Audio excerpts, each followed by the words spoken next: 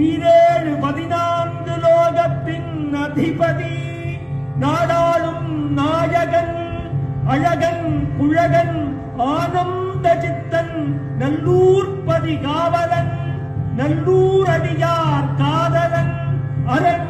அண்ட ஜனாஜன பிரபஞ்சோத்பத்தி நிமித்த காரணன் வேதத்தின் நாயகன்